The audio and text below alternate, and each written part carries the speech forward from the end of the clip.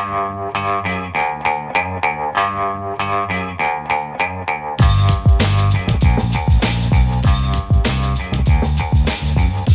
the Brian Lehrer Show on WNYC. I'm producer Amina Serna, filling in for Brian today. Good morning again, everyone. Back in April of 2018, the first Trump administration implemented a, quote, zero-tolerance family separation policy.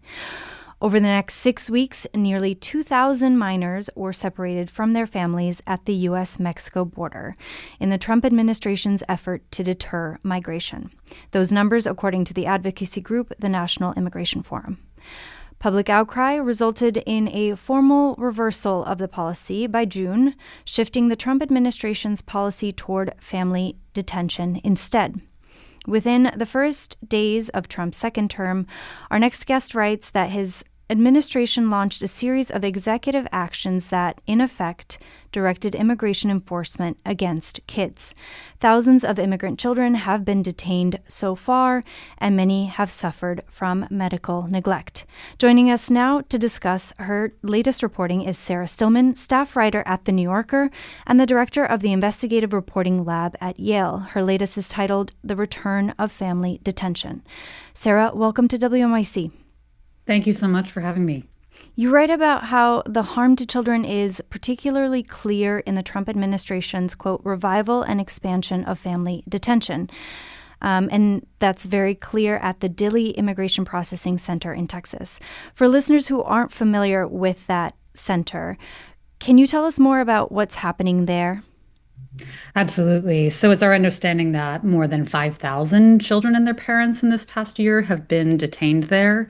And it's quite dissimilar from years ago. I covered family detention under the Obama administration. But one of the things that's very different in this moment is that a shocking number of the families who are there actually had roots in this country and had been living in the interior of the country. Some of these kids were in schools and in church communities and really embedded in their neighborhoods when they were picked up by immigration enforcement and sent to Dilley. Others are more recent asylum seekers, and many of them are being held well past the legal limit that kids are not allowed to be detained indefinitely before the law. The Flores Agreement prevents that, and yet many of these kids have been staying more than the 20 days. And so we're seeing medical neglect. We're seeing a long litany of things I'm sure we'll discuss.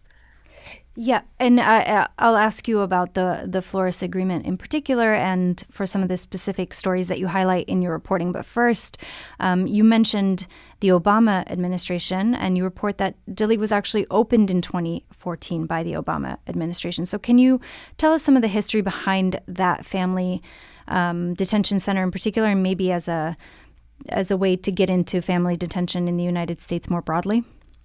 Absolutely. So there's a long history, but it also doesn't go all the way back. I mean, really, it started with George Bush and what we saw creation of Hutto, one of the first for-profit family detention centers. And then in the Obama times, in around 2014, I was covering when Dilley first opened, and it was considered by the Obama administration a deterrent to a lot of the Central American families that were coming, often with small kids. And during that time, for the most part, families were held when they had just arrived and they were awaiting what's known as a credible fear interview or the early stages of the asylum process.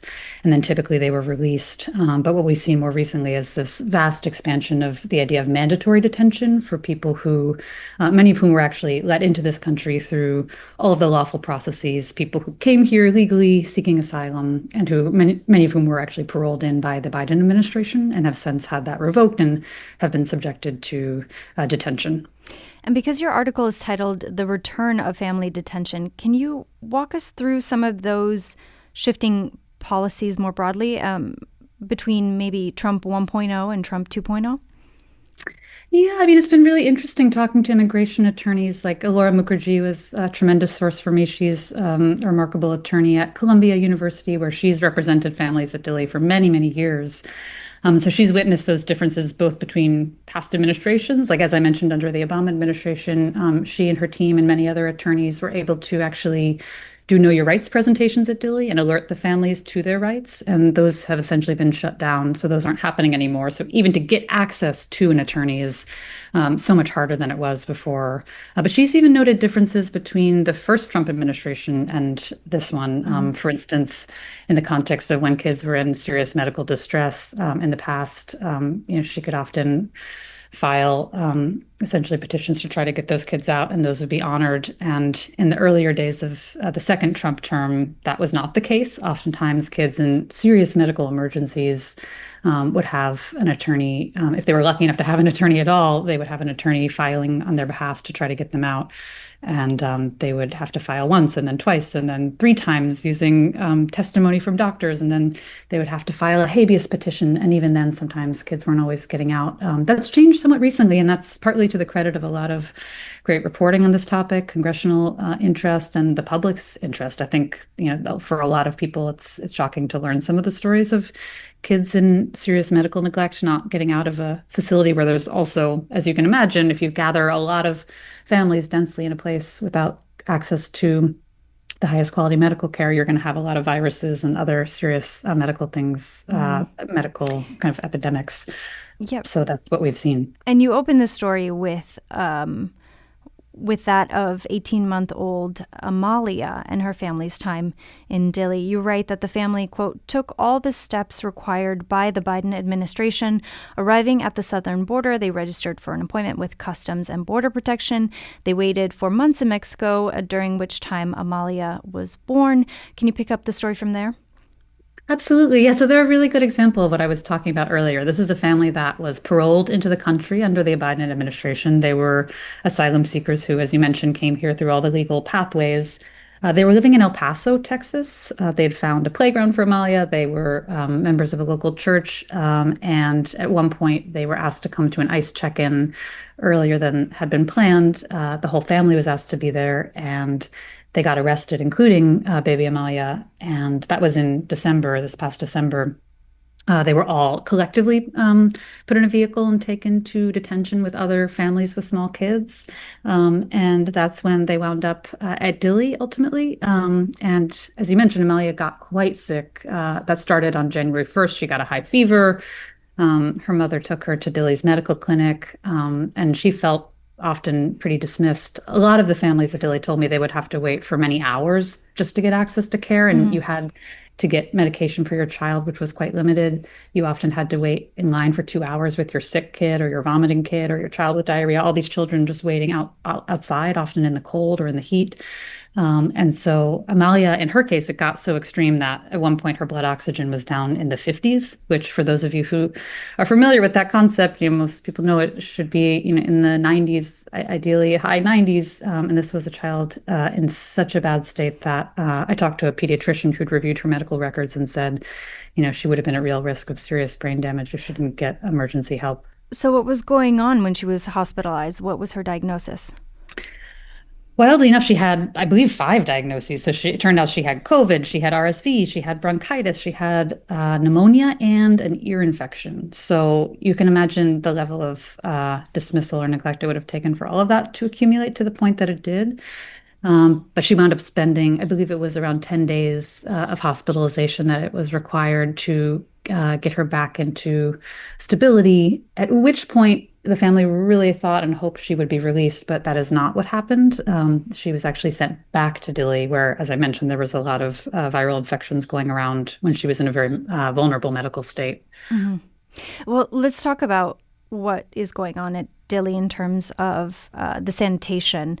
You write that Amalia's family described water in the facility as, quote, unclean and foul-smelling, and that even basic necessities like bottled water had to be purchased. There was also a major issue with the food. So can you just tell us about the conditions at Dilley? Certainly. And I didn't just hear that from Amalia's family. I mean, I spoke to a number of families, and every single family mentioned the water. Many mentioned seeing slimy stuff in it. It smelled strange. And as you just alluded to, these are families who've been taken from any stream of income that they have. So to be able to purchase bottled water is not an easy thing to do. And that was the only way to get access to drinkable water that felt safe to them. CoreCivic, the private corporation that runs Dilley, told me that the water has been tested and is perfectly fine. I just so repeatedly heard to the contrary from families directly. There's also been a new report that just came out, Human Rights First and Raíces put together a pretty deep dive looking at an array of different medical issues that they allege at Dilley. So it's not just the water and not just the food, which Amelia's parents told me they witnessed someone find a bug in the hamburger meat. So there were things of that nature. But also, I heard repeatedly from families just the wait to get care when you're in serious medical distress or when your child is seriously ill was significant. One line in your reporting really drew a sharp contrast between the living conditions in Dilley for these families and how profitable detention is for these for-profit organizations. You write, CoreCivic, the private contractor that operates Dilley, reported more than $2 billion in total revenue last year. So for listeners who aren't familiar, are most families in detention kept in these for-profit centers? And what does that mean for government oversight into these conditions? Yeah, that's been part of the model since essentially, as I was mentioning with George Bush, that was that was the first, as I know it, large-scale for-profit family detention facility. And since then, it's my understanding that the majority of folks who are being held, not just in the family detention context, but more broadly in detention, are often held in for-profit centers. Family detention at this point is primarily at Dilley. That's gone in different ways at different times in the past, as I mentioned under Obama. There were multiple facilities, some of which don't exist anymore. And Dilley actually was then eliminated by the Biden administration and then revived as of last year. March of 2025 was reopened by Trump. And so it's still under CoreCivic. You describe medical staff at Dilley in one case as Googling a child's symptoms. The child's mother, Oksana, is a nurse from Russia, and she told you that she had concluded that many of the people at Dilley were not qualified to administer the medical services that they were providing. I take it from your reporting that her daughter had pretty bad ear infection, her teenage daughter. So what does that suggest about the level of care and preparedness for treating children inside these facilities? Well, I certainly heard that from her. That was her claim. And again, CoreCivic vehemently denied that. But what we've seen, I mentioned the Human Rights First and Raíces report, they looked at and documented what they called consistent patterns of these issues of medical care at Dilley. They documented delayed and denied treatment. They mentioned misdiagnoses, ignored emergencies, and direct interference with ongoing care. And those are patterns that I also heard families describe to me directly from their experience. And that also echoes, what we've seen in earlier times. There was a report that had come out about similar detention facilities during the previous Trump administration in Karnes County, Texas, where they had documented a similar kind of lack of pediatric-specific medical knowledge in the facility. So those are the claims of the families and some of the reports that have been written documenting the phenomenon. And you mentioned in the beginning of our conversation that there is a limit to how long families and children can be held in detention. But the families you spoke with for your reporting in the New Yorker, they were held for sometimes 5 or 6 times that length. So can you tell us about that legal limit and what's supposed to be happening that isn't?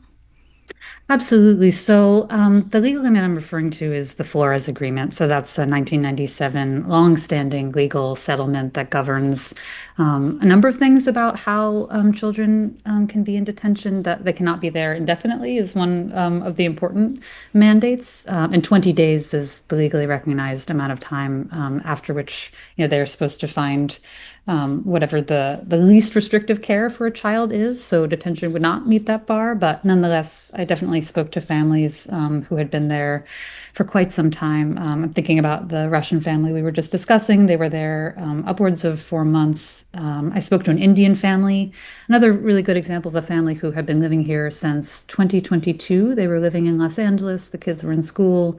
And at the point in time that they got detained at Dilley and I spoke to them, they'd been there. I think they were just about to reach the 50th day of their detention.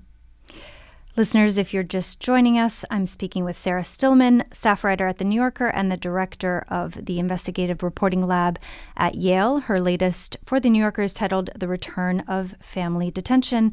And we can take a few of your comments or reactions, especially if you've read this story or are following similar family detention stories.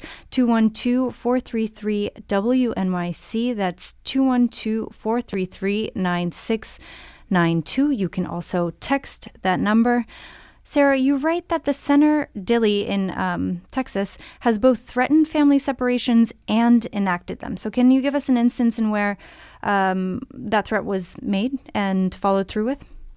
Yeah, that was something primarily documented by the folks at Raices, an immigrant rights organization that shared some records with me about that. And those included, there was a case of an 11-year-old child and his parents who'd come here from Mongolia, and they were seeking asylum.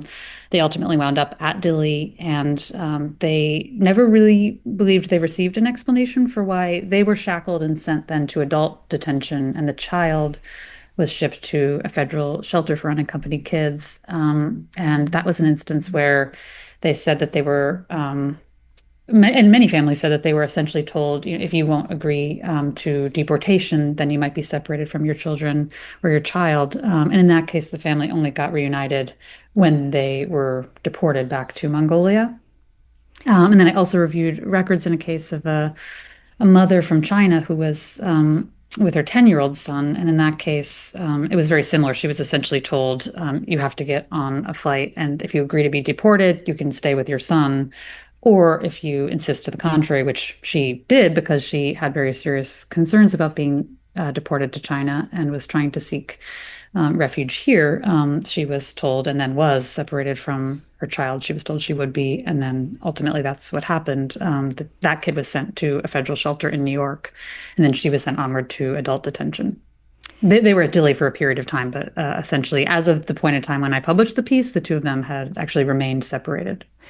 So that reminds me of a story that we covered on this show earlier this year. In December of 2025, actually, Chinese asylum seeker Fei Zhang and his 6-year-old son, Yao Qin, were detained by ICE in New York City and then separated. The child was transferred from Customs and Border Protection to ORR Care, which is the Office of Refugee Resettlement. Can you just explain what happens when kids are separated from their families? Or I think this also applies to unaccompanied minors. Where do they end up? Absolutely. So typically, there's a few different possible trajectories. And what's really scary in a lot of these instances is that oftentimes the families don't know. And one of the big things I heard is that there's not always all clear communication. But typically they'd be in the custody of the Office of Refugee Resettlement, ORR. And then they would wind up in essentially a federally run or a federally funded shelter. And then there's times when they can wind up in foster care as well. And we saw that, certainly. We probably remember those scenes from, as you mentioned at the start of this, the family separation of the previous Trump administration. We saw many, many kids enter that system, some of whom got kind of lost within the ORR system, some of whom were in shelters, and others of whom wound up in foster care. Let's take a caller. Todd in Somerset, you're on WNYC. Hi, Todd. Hi, how are you? Thank you for taking my call. Thanks for calling in. What would you like to say? I wanted to ask I want to say two things. First of all, we need a law that says it's illegal to separate families and put families in detention without a doctor's certification that it's necessary. And also, I'd like to know if there are any doctors that are certifying the family detentions and separations. Todd, thank you so much for your questions. Sarah, where do you want to weigh in on first? Who's conducting this medical care in places like Dilley? Part of what's troubling is there's not a huge amount of transparency. So many journalists have worked so hard, and advocates as well, to try to get more answers about all the details. But I think what we do know is a lot of pediatricians and other doctors have spoken out about this. There's been quite a number of letters from the medical community asking very similar questions. So I think it's a great question to be asked, and it's one we need to keep asking, because part of what's so tricky is that even just getting access to the simple numbers of how many folks are there is not always easy. We get momentary snapshots, but it's quite hard to tell answers to some what should be relatively simple questions inside these facilities.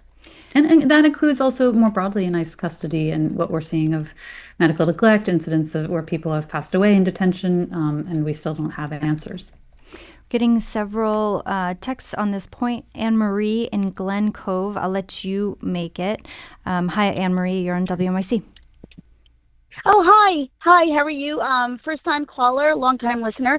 I just want to say briefly that these are concentration camps, and I keep hearing them referred to as detention centers, and it feels like it's being normalized. Heather Cox Richardson, Dr. Joanne Freeman, I listen to both, and they refer to these as concentration camps. That's it. I'll hang up. Anne-Marie, thank you. Thank you so much for your call.